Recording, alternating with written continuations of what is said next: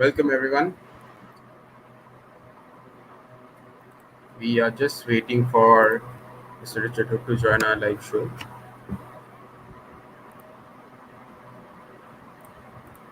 Yep.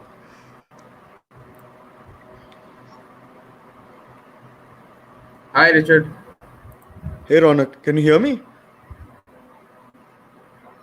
Yep, how have you been, sir? All well, how are you? Your screen is having a green line, I guess. There's Yeah, some I don't know why issues. that is. Just one sec.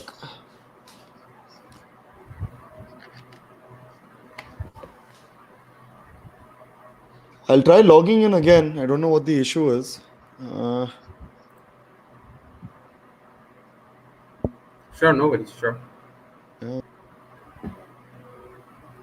So we are just waiting for him to join. There's a background technical issue which is happening. People are joining in.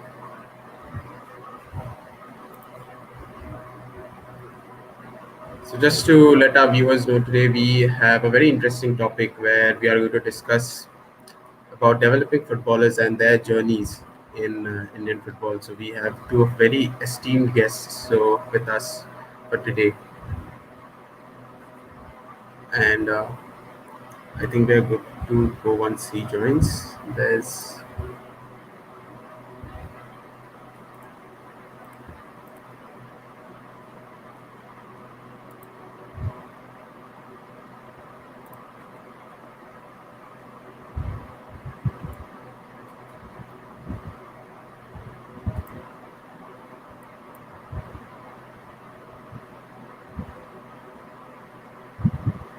people are joining in.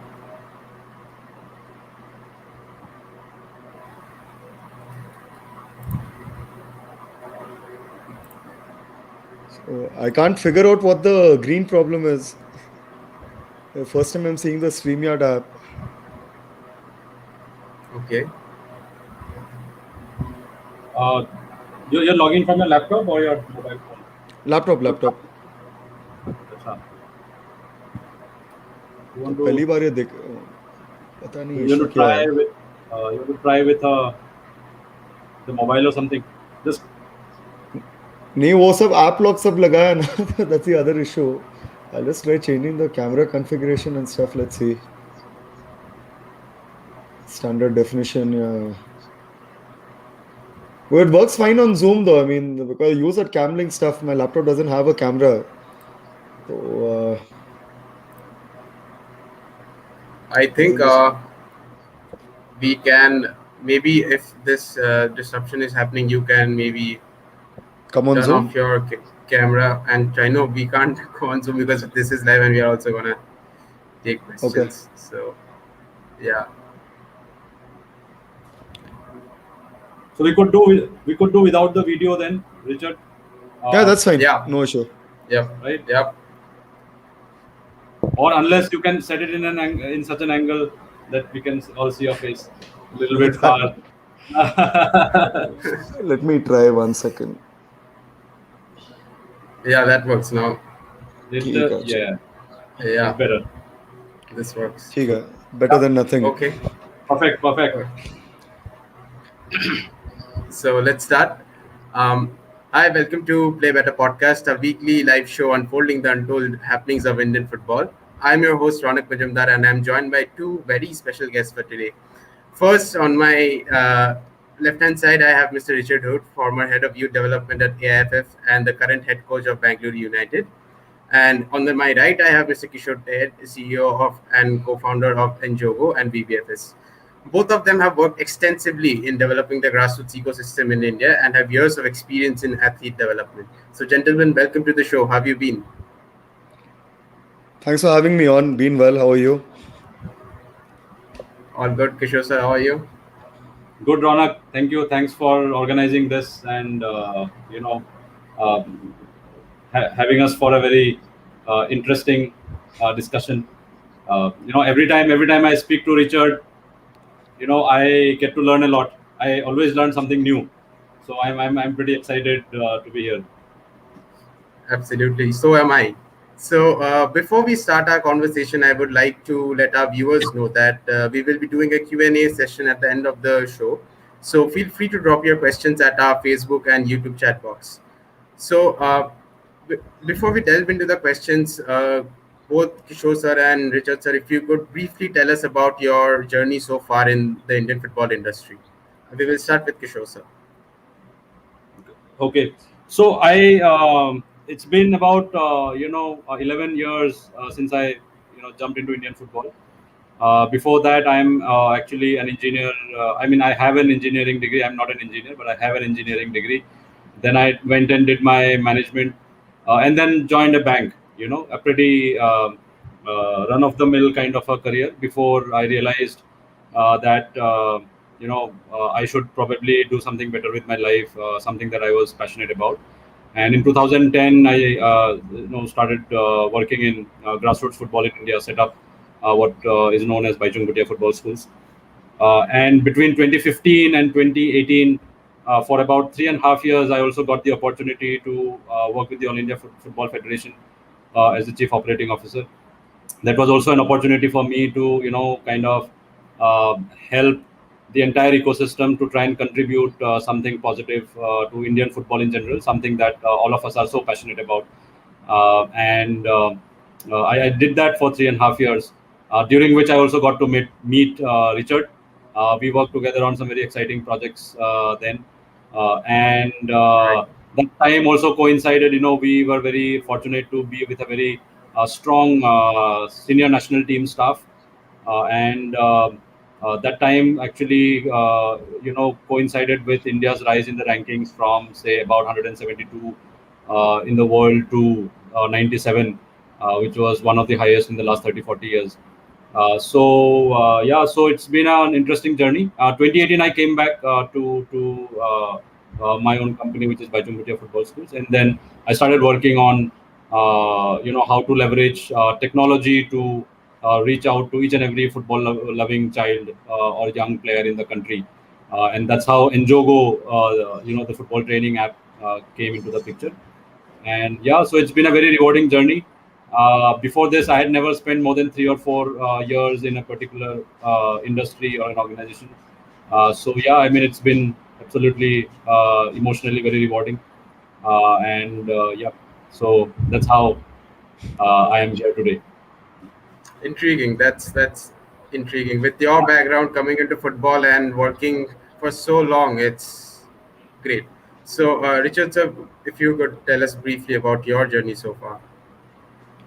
For me, football was an obsession. I think from the time I was 12, 13, I'd moved to Chennai, and in that school, there was no cricket, there was more of football. And was surrounded by right kind of friends who sort of got me completely obsessed with it. They knew a lot more. They used to read a lot about the game back then. So I think the coaching side of things sort of coincided. I mean, I did my best to become a player. I would like to believe that. I mean, left no stone unturned. I can't really blame injury because I think even on the talent side, I lacked what it would have taken to make it a career. So I got into coaching pretty early at the age of 18, 19. And then following that, it's been about 12 years working in various organizations and club. And as Kishore mentioned, we shared 2.5 years together till the time he left in 2018. And I left soon after to get into senior coaching. But yeah, I mean, if you're just reflecting back on the time that we had at AFF, a lot of good positive projects. There was a lot of, freedom to ideate and come up with concepts and things. So it was a good time that we all shared together and a lot of good memories. Out of the many projects which you just mentioned, one of the key projects has been the AIF Baby Leagues, as we all know, which started off in 2018. So the ideation of it must have took some time. So if you could briefly tell us, Richard, sir, how did you ideate on the Baby Leagues and how it came into being? I was hired as a head of player development, and one of the main reasons was to put together the national development plan. And there was a white paper there in terms of what the previous people had contributed. And again, it was down to defining the playing style, the culture, and a lot of drills and things. And so I'd asked Kishore Scott, who was there at the time as the technical director, that I need a bit more time to explore this because this document looks like a document that's there in any other country in the world, as in terms of the chapters that were there in terms of the content and things. And I decided to work on it backwards, try and understand where the best players in the world have developed. And maybe it was my partiality towards South American football. One, because socioeconomically, the realities and the resources that are available there are very different. And started reading up on autobiographies and interviews of these guys about where they grew up, what sort of experiences they had. And everywhere there was this constant bit of, we grew up playing 50 matches a year. There wasn't a single week when Right. we didn't play 2 games. We played on mud pitches. We played, we played hard. So all those things that we wanted to define in the youth development plan about intelligence, about aggression, about playing with speed and things, there wasn't really a platform to apply it. So it looks great on paper, but where are the kids engaging with the game with all these framework of playing set in, as in without matches, it really doesn't come through. And on Feb 2nd, 2017, I think, Kishore, Scott, and myself, we decided to bring in all these guys who had tons of caps for the national team, and then we had coaches like Sukhwinder Singh to come in as well. We had made some sort of impromptu 11. So Renedy Singh, Right. Baichung Bhutia, Jopal Ancheri, all these guys that come in, and the objective was to hear from them. Hear from them who was your first coach. None of them had a coach. What was your development journey growing up? None of them could describe anything other than playing matches. And I think largely, or at least in terms of recollection, people think of these guys as the better generation technically. They had a lot more ball mastery. Maybe the coaching culture and advancement in the game wasn't in tandem with what was going on. But all of them had really rich experiences growing up playing matches week in and week out. And that's where we introduced baby football in terms of how the South Americans described it, with that FUTBOL spelling, right? And Right. Yeah. I think with the presence of the general secretary at the time, I mean, he still is a general secretary, we sort of decided, let's call it baby leagues, because the name is simple. Because we try to convolute it or give it any other name with the existing the description of grassroots changing, how the AFC and FIFA define it, that has changed. So to make it absolutely no sort of room for interpretation, baby leagues is for kids to come in and play competitively. And we're talking about really young kids, 3, 4, 5, 6-year-olds coming in and engaging in a format where there is something to play for. You have teammates that are regular all through the year. You associate yourself with the club, a bunch of colors with coaches and things. So pretty much inculcating a lifestyle with the game on and off the pitch as well. I mean, it encircles everything: your school life, your academic life, social life, family life. Football is a part of growing up. Absolutely. As you rightly mentioned it, the baby leagues are mostly about creating an ecosystem where football is inculcated into being a culture for growing up, grown-ups or people who are growing up. But considering the pandemic, Kishore sir, at the moment, as the pandemic has happened, people have been put into their houses.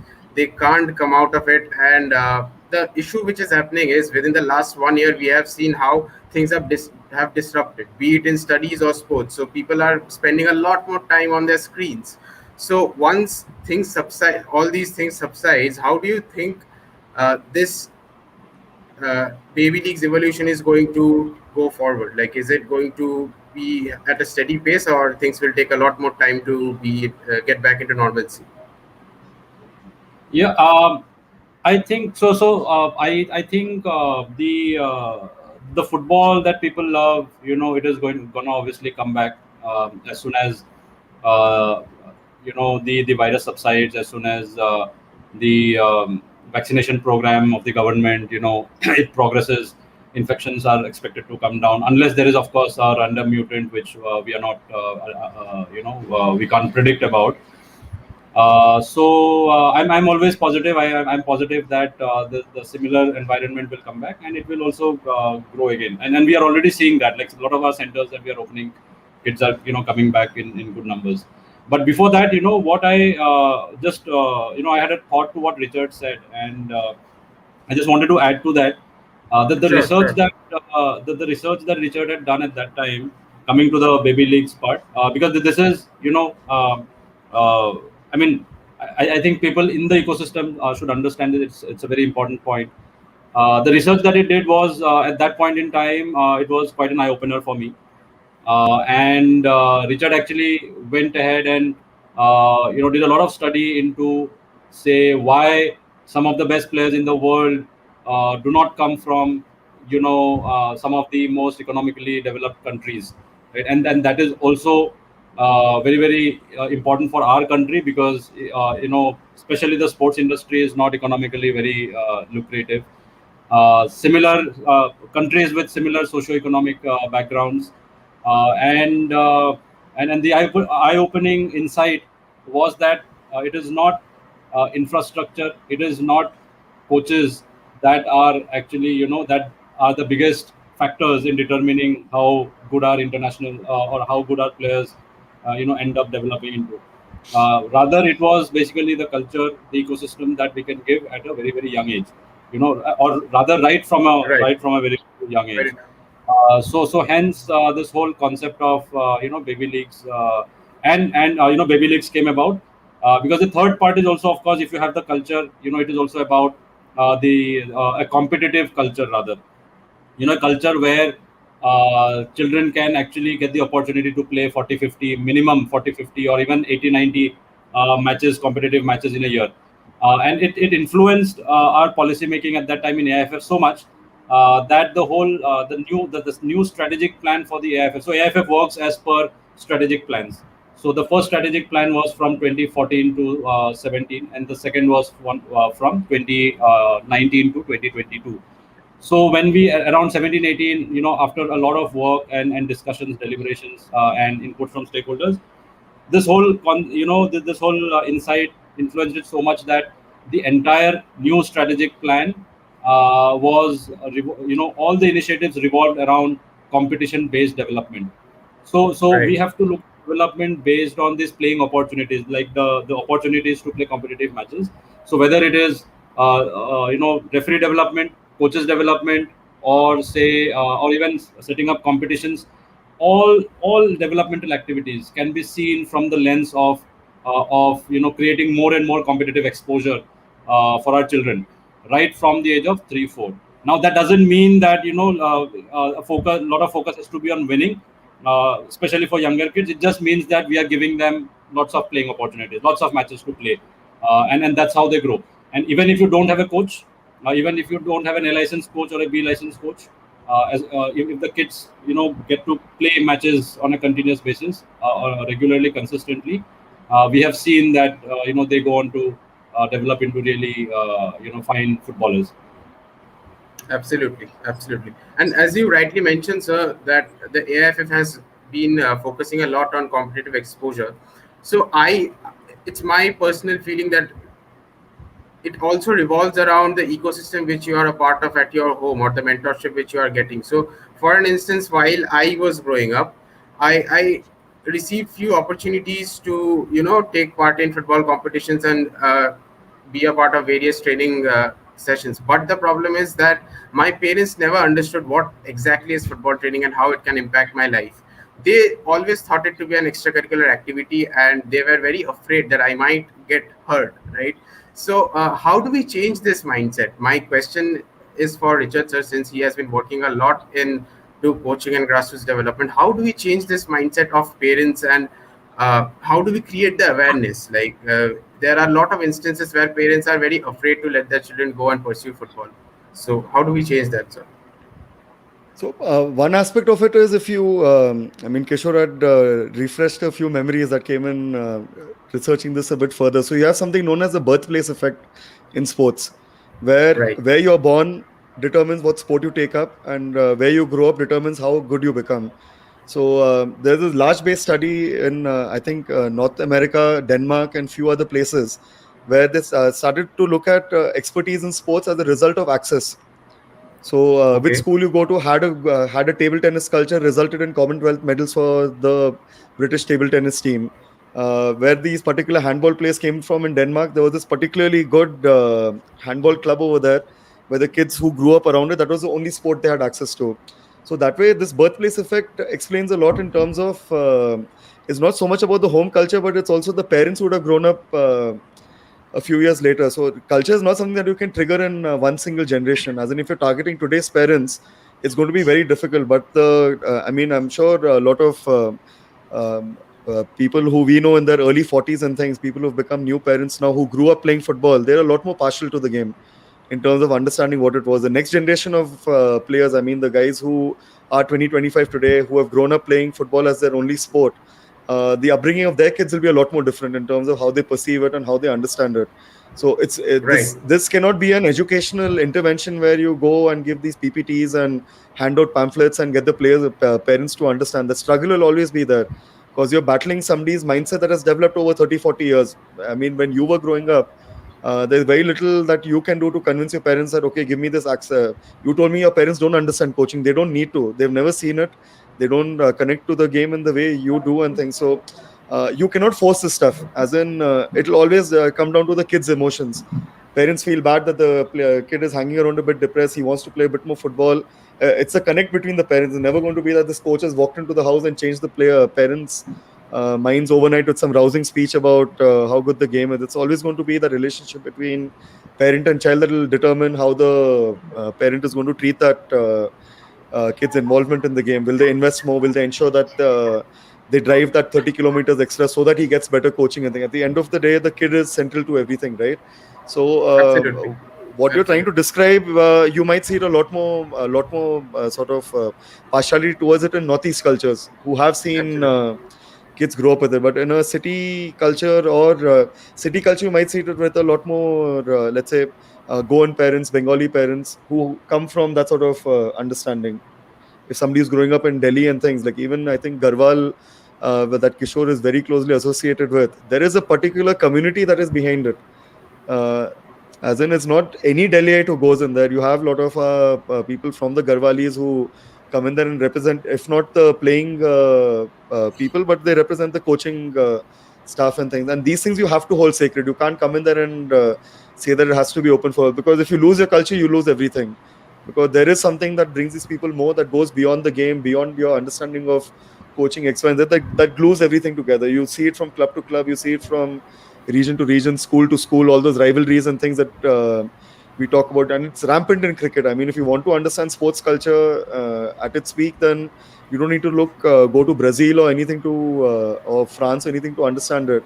You go to these small cricket clubs in Delhi, you go to these small cricket clubs in Chennai, Bombay, especially these old colonial strongholds, and you'll get a very good idea of what exactly is sporting culture and its effect, boiling down to the family and institutes and all of these Right. things come through. So, I mean, if you're talking about this whole challenge past COVID and parents not understanding, it will take time. And it's the kid who has to do 80% of the work to give himself a future in the game, especially when it comes to the parents. Also, when you say that it is the kid who needs to do the work to convince their parents, also there's a age barrier, I would say, like age group of 15 to 17 where a kid needs to supposedly needs to choose what he wants to do in life, right? So there's also I don't know, I think it's a myth that within 15 to 17, if you don't show signs of excellence in any sport, you can't make it to the top end of it. So what is your opinion? This question is for both Kishore sir and Richard sir. Like, you guys have been working with so many players. Is it true that if a child doesn't show signs of excellence within the age group of 15 to 17, he or she might not be able to make it to elite level, at the elite level? Kishore sir can start. So my belief is that it is absolutely not true. In fact, a lot of players who show a lot of promise during this age of 15 to 17 do not necessarily end up becoming the best players of the generation. And then this is something that we have seen, like real data. Like, we have seen our own children from our football school, where kids who were not part of the playing 11 of even the academy team at the age of 15, they have gone on to represent India by the time they were 21.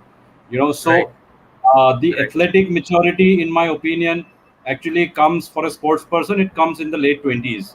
So I really feel that it is really unfair on our children, that they have to make a choice, a career choice at the age of 15 to 17. I think it is a really unfortunate situation, because even if you compare it with other fields also, not necessarily sport. Like, you go outside of sport, you go to a any other industry like academics or a usual standard kind of career that an individual goes through. So even at the age of 21, once you say complete your graduation, your undergrad, even after that, one is, most people are not still ready for a professional career. They're not ready for jobs. Right. Then some people go for a PhD, some people go for masters and so on, or an MBA program.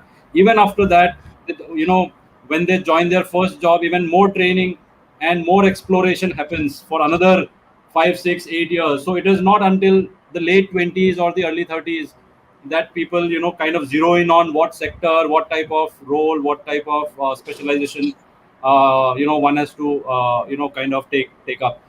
So it is really, I feel, very unfortunate for our children that we they have to make a choice at such an early age of 15, 16, or even 17, 18. And I believe that we need to really change this, and our children don't deserve it. Absolutely. Richard sir, what is your take on this matter? I'm just taking your initial statement that if you aren't selected and then there's no chance that you make it, but it's extremely important that you remain in the system. So let's just say you're not in the best under 18 team and you change clubs and you go into another under 18 team to get those, to remain within the system of training 3-4 times a week, whatever it is in terms of conditioning and getting those game minutes under your belt. You cannot be outside the system and then bounce back and say that I've proven everybody wrong, because there's a whole thing of talent needs trauma. You need to be rejected. You need to sort of undergo difficulties. You need to suffer a bit in the psychological sense in terms of having these uncertainties about, and that will happen whether we say that we're putting pressure on the kids or not. Ambition is a pressure in itself. Your sort of goals and ideals are a pressure in itself, that by 17 I want to be here, here and here, and that's what breaks the kids more than anything else, more than the outside pressure, which whatever it may be, but the inner zeal and stuff to see things through for yourself and survive, as in just purely survive. Because I was talking to somebody else before we got on. I was talking about let's just say the best under 19 striker in the team. Now, what is he going to do if the 36-year-old is on a hot goal scoring streak and keeping him on the bench for the whole season? Right. As in, it's no fault of his. So you need to survive that. And I think if you read through all these articles that have come up about individuals during this Euros and Copa America, so many of these guys who are playing for the national team now were unsure about where they were going at the age of 18, 19. Di Maria wanted to give up at 17. My colleague and friend Gurmangi Singh also, at the age of 19, he wanted to leave everything, booked his ticket to Manipur, said that, and he was with Bagan at the time. So it's not even like there's some sort of delusion or some sort of promise that was not being fulfilled or something like that. So football especially is very non-linear. Like if Kishore compared the normal corporate stream in terms of reinventing yourself, at the age of 29, you figure things out. In football, you have a very limited physiological support in terms of your body stays with you at its peak till maybe 35, 36 with all the sports science and things coming in. And also in the real world, you have these mark sheets and stuff like that. But Kishore and me can watch Messi and he can say, to kuch khelta hi nahi hai, speedy nahi hai, and I can say he's the fastest player I've ever seen, because it boils down to opinions of coaches, of management, who give that player that opportunity to continue in the game. So a guy who gets rejected at the age of 17, 18, 19, just going by what the objective of the talk also is today, if you believe you have the talent, then you shouldn't be giving up, but also not put all eggs in one basket either, which is where a lot of our players sort of fail terribly. At the age of 15, 16, 17, when you spoke about you need to make a decision, their decision is football or nothing. So they convince the parents to put them into open school, college baad mein kar lunga, 12th ka kuch zarurat nahi hai, and things like that. Whereas if you look at guys like Chiellini and Chiesa, Chiesa's dad is an Italian international, but he still went and did his bachelor's, still went and learned English in case football didn't work out at the age of 18.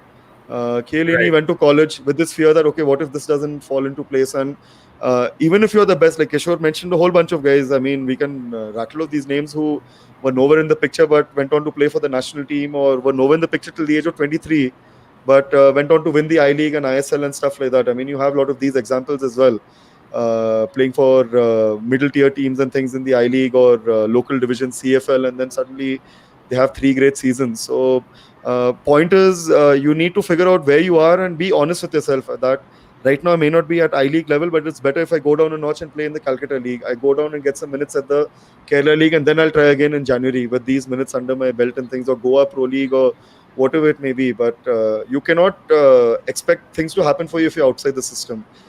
Saying that the world is unfair and you're not putting in the hard work day in and day out while you're part of a team, not being a good professional, not being a good teammate, not being a good character in the dressing room and things, just carrying this burden of grief and regret with you. You're destroying yourself and you're destroying others. So you, for this whole tag of you need to decide by 17, 15, whatever age it may be, you need to stick it out. You need to see through the hard times and make it work and be part of whatever sort of environment you can impose yourself onto. Right, I'm just bombarded with so many insights. Like, it's very true. Like, so going forward, so you guys, both of you, have been also to many Indian states. Uh, Talking about BBFS or talking about your personal journey, Richard, sir, you have been through many Indian states and seen what sort of football culture they have and what sort of youth development programs they are having. Mostly the culture. So, if we can take an example of one Indian state from whom we can learn and maybe replicate what they are doing, which state would it be? I'll start with Kishore sir, and then I'll come to you, Richard sir. Well,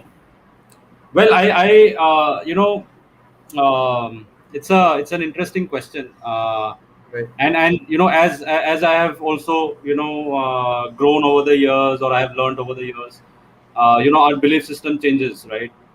And what I feel is that as of today, like I am an entrepreneur, right? So I am of this strong belief that the best way to change the society is through entrepreneurial success, through entrepreneurship. It's a difficult it's a very difficult path to take, because most entrepreneurial ventures end up failing, a vast majority of them. So it is the more trickier option. But then I think it is the if it is successful, it is probably the best way to change the society. Um, that's because what happens is there is like an inherent system, an auto selection that happens in the entrepreneurial environment, where the worst, those ventures which are actually not solving a problem, and the ones which are, say, below 90 percentile, they perish. So it's performer perish. So automatically, the ones that survive are probably the best ones, and they are definitely solving a problem for the society, because of which they end up succeeding. Now, why am I saying this in relation to these initiatives like building of culture and baby leagues and so on?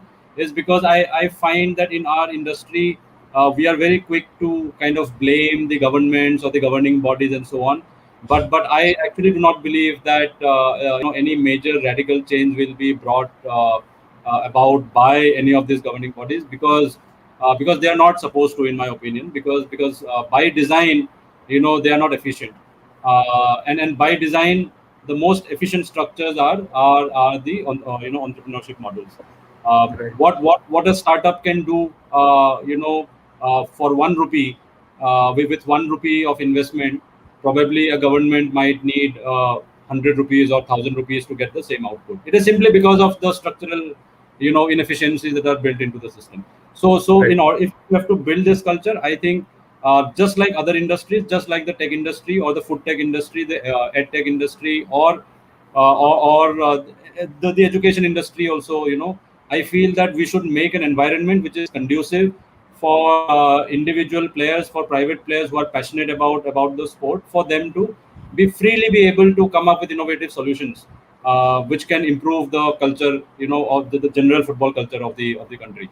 The moment, if you remember, Richard, the moment the baby leagues was, back in 2018-19, when baby leagues was introduced by the AFF, the moment they opened it up for private players to kind of be a part of the journey, or part of the project, we saw that within the first year itself, there were more than 50,000 players had registered for the league, Okay. even with very, very limited cost, considering the size, the length and breadth of the country.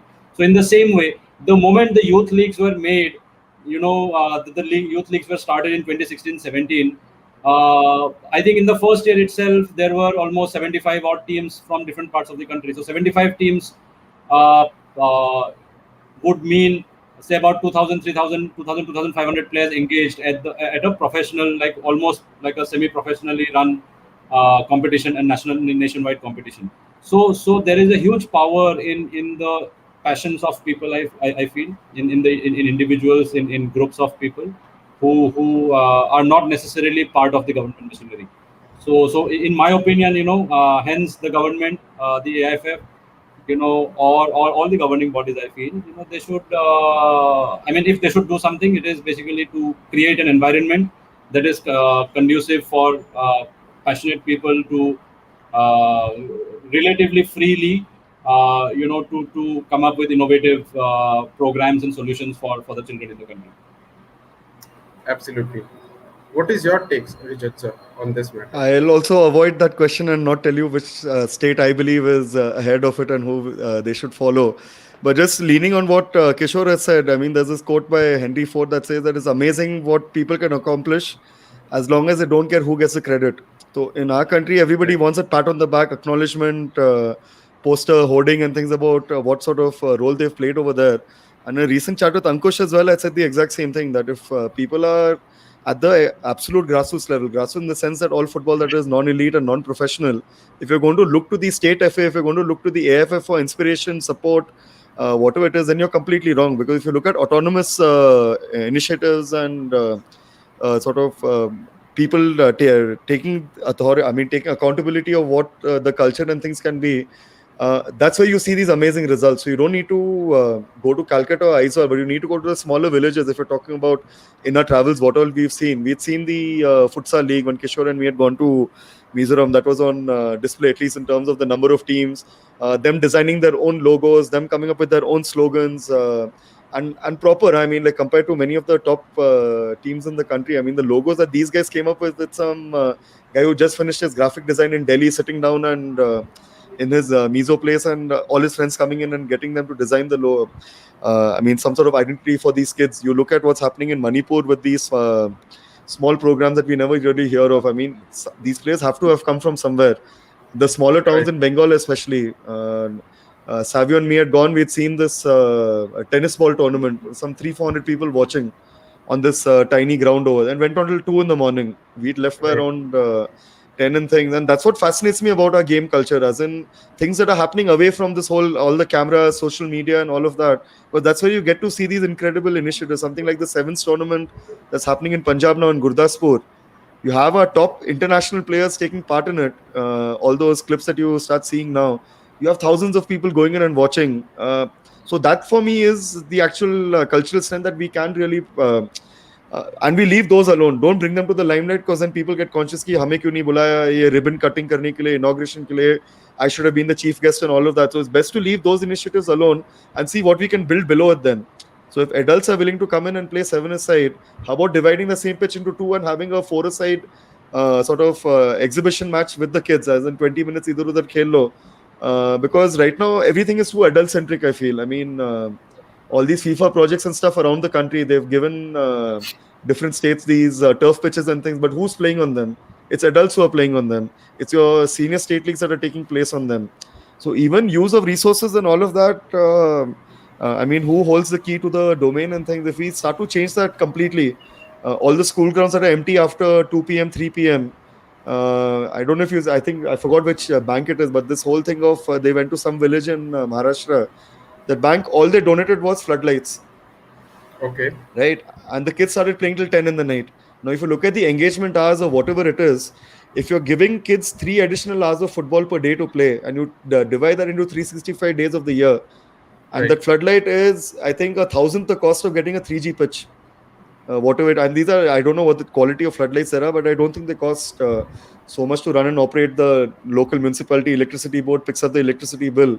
But if you increase access with such a small initiative, which has tenfold result in terms of just giving these kids more things to do after school gets over, even after tuition, they have 2 more hours of football to look forward to. Because over here you have maths tuition done, then you go home, eat dinner. But this resembles the sort of lifestyle kids in Japan, South America, all of them get, right? Like with a simple initiative like this. So if Kishore mentioned entrepreneurship coming in there and giving these platforms and creating change, inspiring things that go beyond just donating 10 balls, or but if you create engagement and if you increase engagement hours, if you increase access, convince the schools to remain open till 7 p.m. or whatever it may be, that's where I feel real culture will really come through. You need to interact with the game. I mean, it cannot be about chief guests and this whole VIP culture and stuff that we keep seeing even at the smallest and most petty levels coming in about who gets the credit and I was the one who did this X, Y, and Z. If you make it about the kids, if you make it about people experiencing the game in its entirety, right? Just a five-a-side between friends.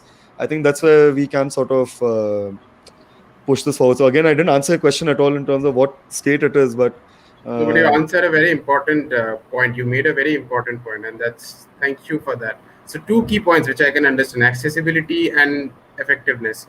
But the thing is, sir, as you said that. Of course, the culture would take time to happen gradually, but as we see that Indian football is getting a bit commercialized, we are seeing the money coming in, right? So there are a lot of grassroots work which is happening, and we are more than often hearing the term high performance. So Richard, sir, my question to you is: you have had a background in high performance management, working in sports science. So in layman terms, if you can explain it to us, that what exactly is sports science and how it can benefit budding footballers from, say, the age group of 5 to 6, if they have a proper sports science regime backing their playing routine. So how it can help, and what it can have, like what results we can have in the future if you have a proper curriculum. see, I mean, firstly, on the point of high performance, that is nothing more than optimizing what you have, making the most of your resources. That is high performance. That Okay. is your human resources, your money, and things like you make that 1 rupee scream a 10 rupee outcome. That is high performance. That is not leaving any stone unturned, knowing exactly what you're working towards. Your processes are streamlined, your delegation, all of that is in place. So, based on whatever you have. So, if so that is where I think this whole thing of sports science, people, even if they have access to all the facets that come in and make up this whole framework of science and sports coming together to give you better performances, you need to sort of exhaust and like sort of squeeze out every drop of resources that you have to optimize it, and that's when sports science kicks in. Once you've exhausted everything, that's when this whole scientific approach and things start to come in there. So people have GPS spots, but they don't know what they're using it for. You have your sports supplements, but there's really not so much of as in it's there to show, but then in its utility and in terms of output as well. And again, sports science uh, in its entirety about how it's being used in, let's say, the highest levels overseas and stuff, it starts to kick in match day 48, match day 52 for a club, match day 36 for a club, even at the youth level and stuff. And you call it sports science or you call it common sense, whichever way we want to look at it. You need to sleep enough, that's sports science. You need to eat properly, that is sports science. You need to train in a way that you're not compromising your strength and affecting your mechanics, that is sports science. If you're talking about layman terms, it's pretty much doing things properly, and the understanding of it comes in through a sports science expert. I mean, I don't need to be a sports science expert to come in there and have a proper gym workout, but I need somebody to guide me and tell me, don't overdo this, or do more of this to get your optimum results. So, I mean, saying that how can it affect? It's not going to give you ripple changes. I mean, in terms of we introduce sports science in every corner of our processes and stuff. Without a culture, sports science is useless again. As in Very true. what way it's coming in and stuff. Without a proper season, sports science doesn't have its place, because at the end of the day, your intelligence, your ability to think, your neural wiring, all of those things that make a player, sports science is a supplementary intervention. It's not the intervention. So I don't think the Indian players are any less fitter than what's happening around, let's say, tier 2 teams in Asia. We are a tier 2 team. If you keep Japan, Australia, Korea, Iran, all these things aside, we come in the next category of 10 teams, let's say. If you're telling me sports science is going to change our fortunes, it's not, because a recent interview with Steam Match as well, they mentioned all those numbers, 7% body fat and X, Y, and Z. That's the bare minimum you have to do to be a professional nowadays. That's a norm now, as in you need to be in peak condition, you need to be strong, you need to produce high intensity bouts, whatever it is. And if sports science can enable it, good. And if you don't understand it, but you this whole thing of periodization that has come in now, it's about managing your players' freshness, as in your load and stuff. So if they're tired, give them rest, and if they're underworked, work them more, whatever it is. I mean, just understand the dynamic of physiology and game involvement and game output by the individual or a group and things. That's all it is. I mean, if you're talking about layman terms, it's pretty much improving and doing things properly. And if you want to add a sports science stack to it, a high performance stack to it, that's great, and you'll have enough experts to talk about it. But if you're telling me that introducing it is going to change our fortunes, it's not, because the 80% of what it takes for us to become a footballing nation, it's still not in place, or it's still not optimal. So the high performance checkboxes are still not ticked off for sort of sports science to come in there and change things around. Right, as you rightly mentioned, the 80% term, I also have one point there to make. Like the major problem in Indian football has also been that we might have been developing few footballers at the grassroots level at a steady rate, I would say. Like suppose we are producing 100 players each year. But the thing is that when it comes to competitive exposure, when we go to the competitive leagues, such as starting from the second division league to the ISL, we don't have Indian players who are playing in the positions such as striker, central midfielder, or the defensive positions, which are crucial for any football team. So, do you think that, first of all, how can we change this? And do you think that the competitive exposure for Indian players to play in these respective positions is imperative for Indian football to grow? I will start with Kishore sir and then come to you, Richard sir. Yeah, absolutely. I mean, without a competitive structure, there is no forward, no way forward. I feel, I mean, like we have already discussed that. I mean, there are there are multiple factors at play. So the first one is obviously unless the kids play in competitions, unless they play like high intensity games, they don't develop. The development is not optimal. Okay, so that is one. And secondly, if you competitions are also the best form of engagement for any sport, not just football. I mean, there is only one World Cup, right? There is only one World Cup, and kids across the all 7.5 billion people in the world, they are hooked to the World Cup. I mean, I won't say may not be 7.5 billion, but at least 5-6 billion people, get hooked onto the World Cup. So every child in the world plays football with a dream that someday, hopefully, there might be a chance to play in the World Cup, or they get inspired by uh, one World Cup, which happens once in 4 years, right? It is the same for Olympics. So it's just Olympics is also a competition. So it is one competition. It is one competition, and everyone gets engaged. The power of engagement that lies with the competition cannot be provided through any other artificial means. So that is what I feel. So so competitive structure is very, very critical. And even for like Richard was saying in the in the previous question, that about high performance. So to me, again, without, I totally agree with him, and without the basic structures in place, a high performance really, it is very difficult to achieve.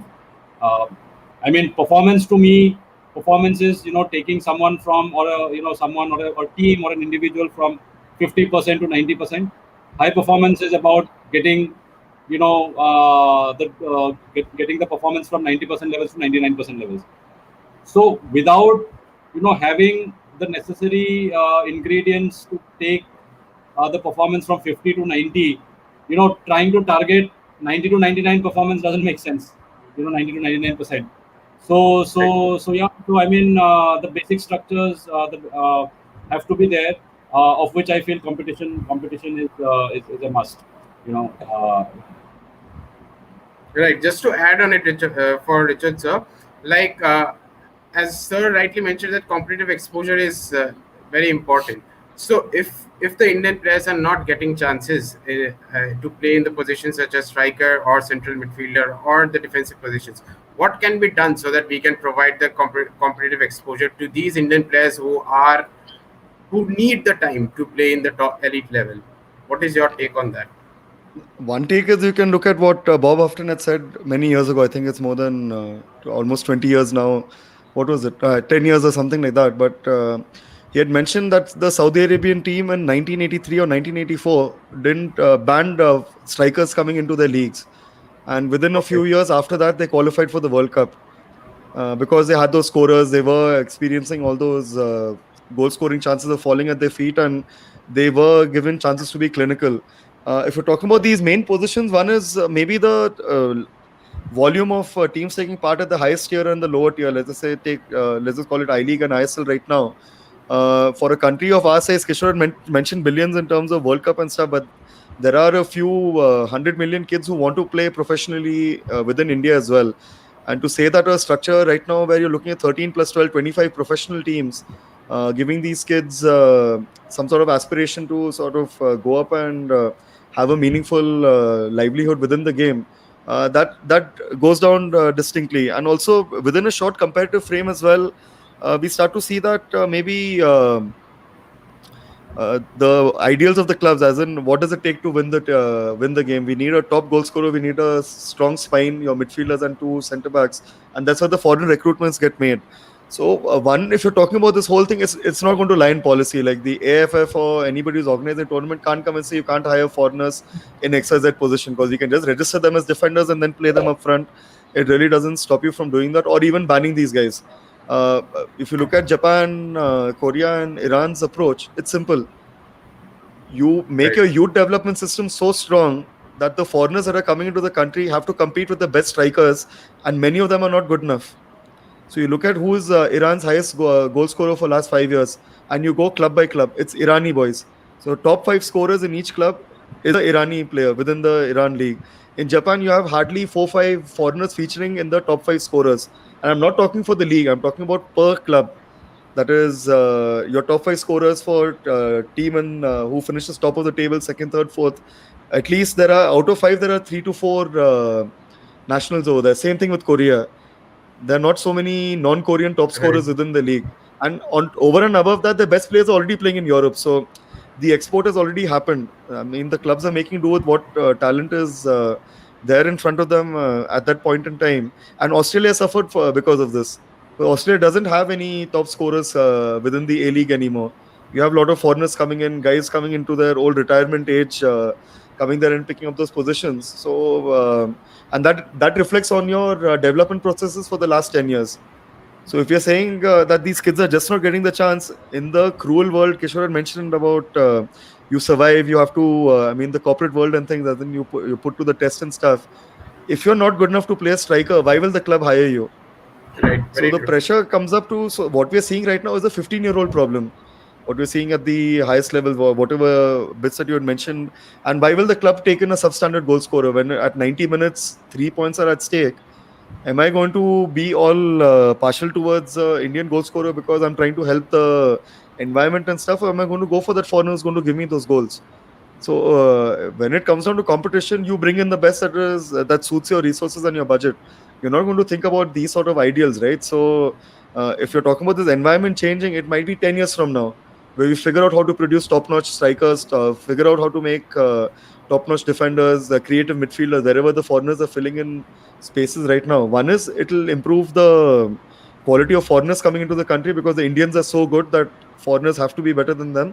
And then secondly, clubs are also comfortable or confident that XYZ player, because of his whole development history and proven goal scoring record, can be trusted in that particular position. So it's a 10-15 year problem and not a immediate policy problem in terms of stop foreigners and stuff.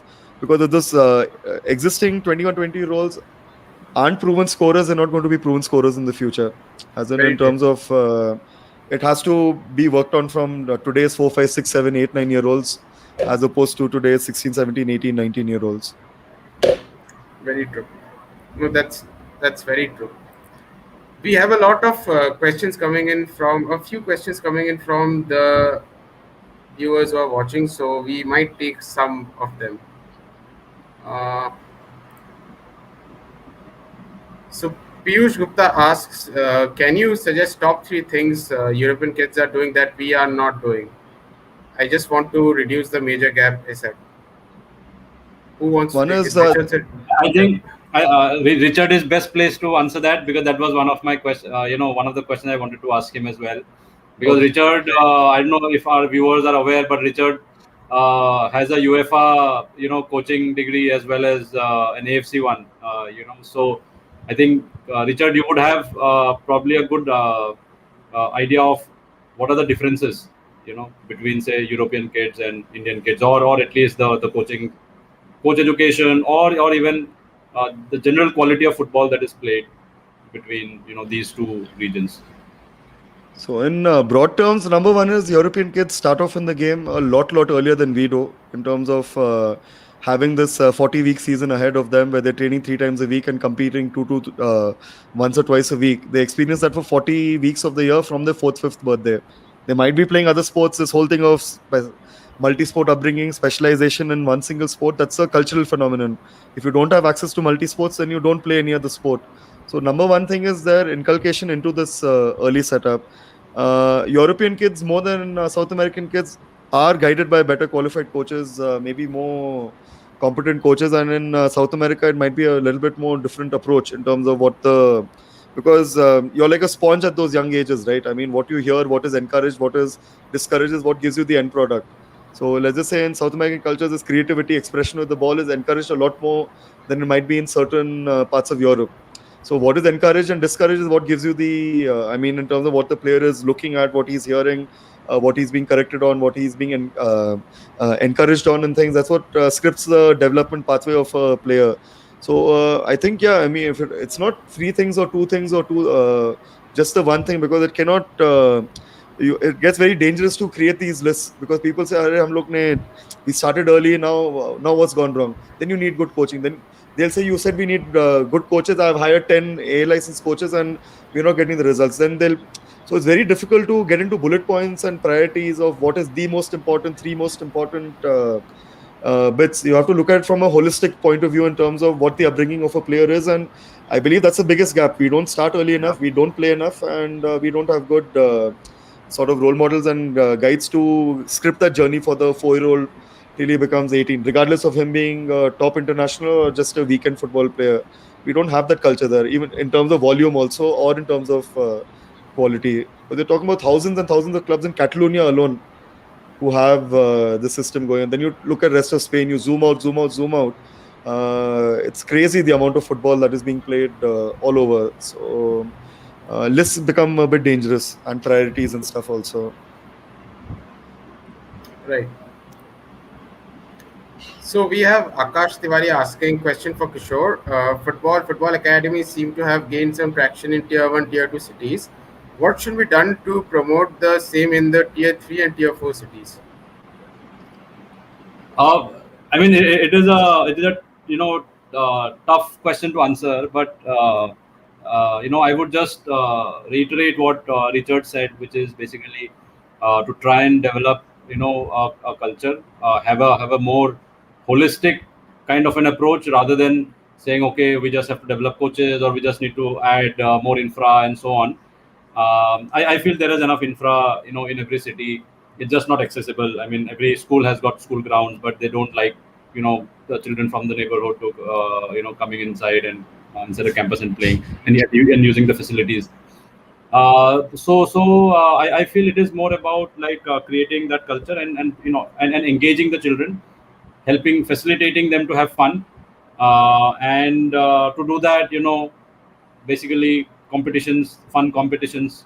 I mean, obviously the competition nature of the competitions can be tweaked to make them fit for specific age groups.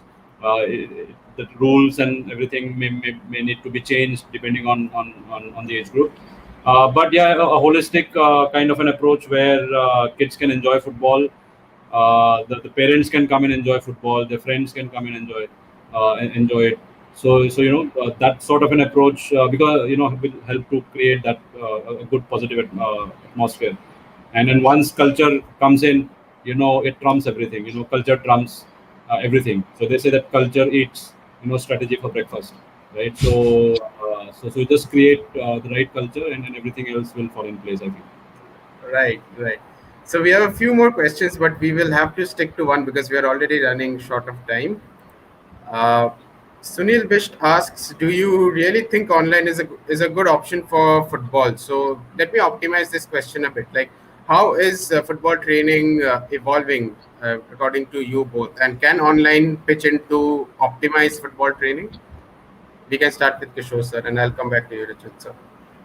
So see, I think every professional footballer in the world has to take care of himself or herself, their fitness levels, their knowledge about the game, and their understanding, their decision making, and so on. So while most of the learning happens on a football pitch, like when you play with teams, but I feel a large component of the training can also happen outside of the field. One of my kind of personal experiences has been with working with several teams has been that your on-field performance actually depends a lot on off-the-field activities. Okay, it is not just about waking up and coming to the field and performing well. It doesn't happen like that. Even when the Indian national team, we were working for the Indian national team.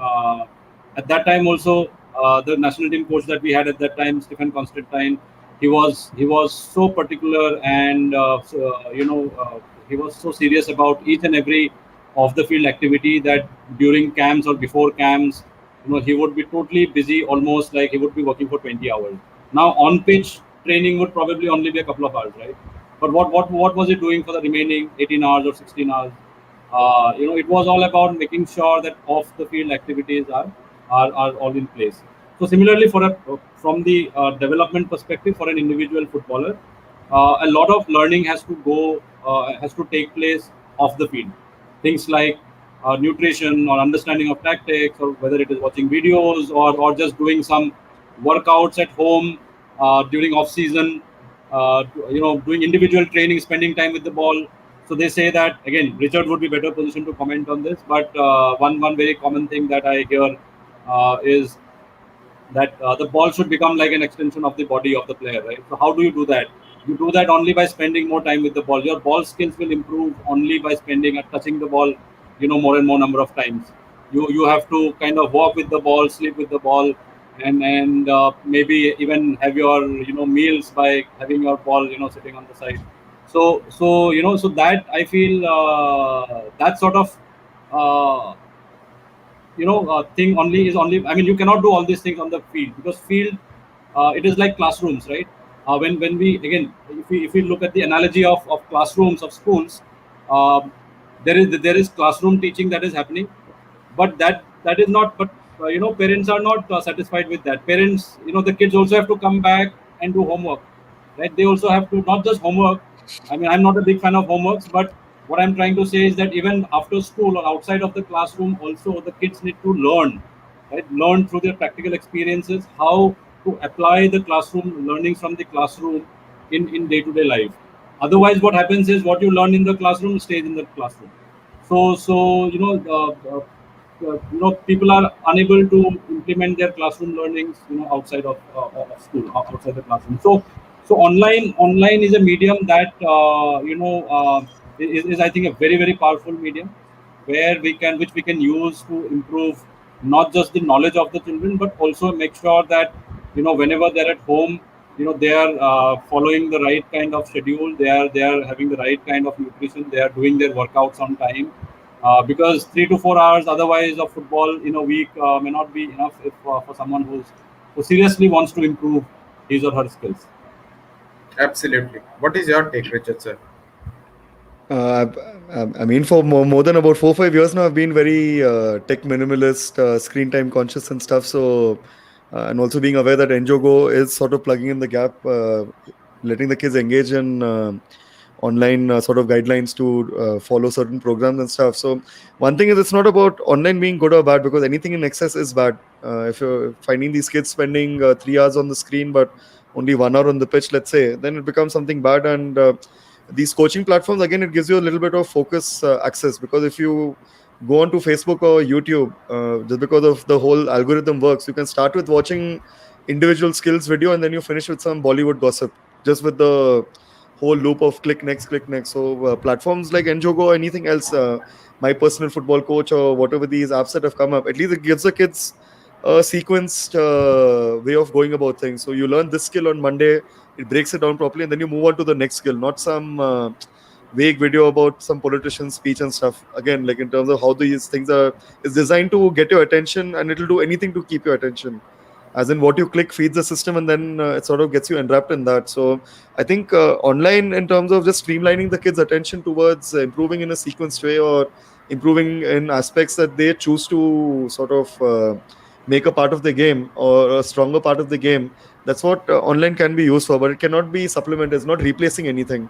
Nothing is going to replace real coaching and stuff. It's a supplementary tool again, where maybe something that the coach cannot help you with, the app can help you with, or any sort of particular small video clip can help you with, whichever way. If Kishore spoke about nutrition and following a routine, and being a bit disciplined. There are two ways of going about it. One is just pen, paper, and the other bit is Google Calendar, your maps, not maps, sorry, Google Calendar and your Google Keep, and all those things that help you sort of log your days and understand where you are exactly in terms of working towards your goal. Where he said that 3-4 hours might not be enough for somebody who's ambitious, but the remaining hours that you're spending phone to practice cannot be misdirected either. So if it gives you an additional sense of focus, additional sense of direction, then I think online is good, obviously, but within constraints of right amount of time and right amount of sort of inspiration that it gives to improve somebody. Absolutely. So, as both of you rightly mentioned, online football training is here to augment football and not automate it. So, it was a great learning experience for me, and I hope our viewers have had also multiple takeaways from this conversation. Before I let you both leave, if you could briefly tell us the current projects which you both are working on. Richard sir, what is happening in Bangalore United at the moment, and Kishore sir, what projects are you working at the moment? We will start with Richard sir. Now, for us right now, it's just do or die. We need to get promoted to the I League, and all our efforts, energy, waking hours, sleeping hours are being directed towards organizing that ambition. So I think, I mean, yeah, that's the only thing on our minds right now. It's good to sort of break away and come and chat with you guys, and go down something that was a part of my life for 12 years before FCBU happened. But yeah, that's the be all and end all right now, where come the tournament in September, we need to get our recruitment, our processes, all of those things proper, and ensure that we climb this year. There's nothing else happening in our life apart from that. Just this one objective to ensure we go. And Kishore might have a role to stop us or enable us, whatever it is, but it'll be good to compete when we meet in September as well. Kishore sir. I mean, our ambition is to stop Richard from qualifying so that we can qualify for the I League.